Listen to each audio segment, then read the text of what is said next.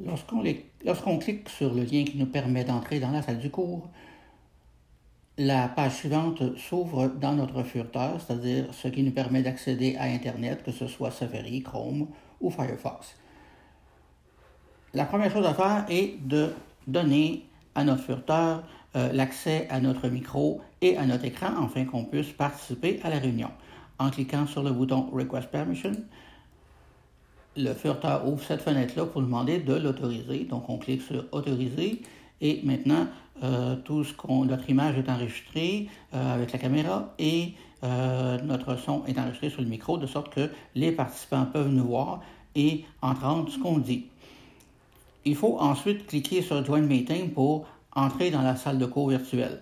Si on clique, on coche la case à cocher ici, on n'a pas besoin de faire cette étape et on entre immédiatement dans la salle de cours.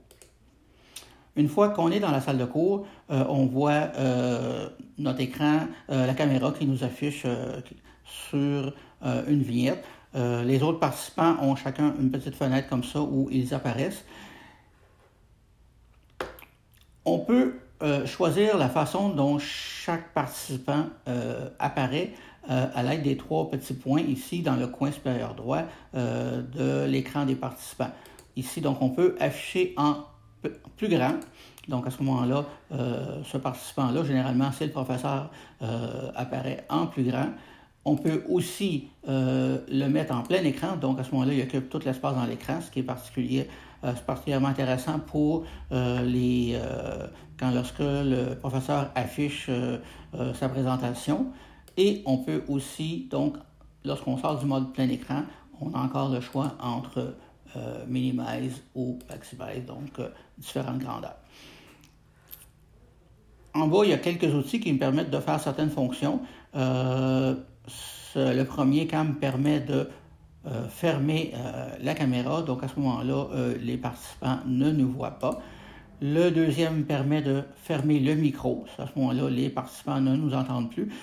C'est pratique lorsqu'on a des bruits de fond ou des choses comme ça, d'autres personnes dans la pièce ou n'importe quoi, pour éviter de perturber la classe.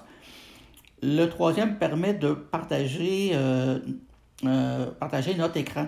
Donc, lorsqu'on clique là-dessus, à ce moment-là, le furteur nous demande l'autorisation de regarder notre écran. Donc, si on fait autoriser, à ce moment-là, notre écran apparaît.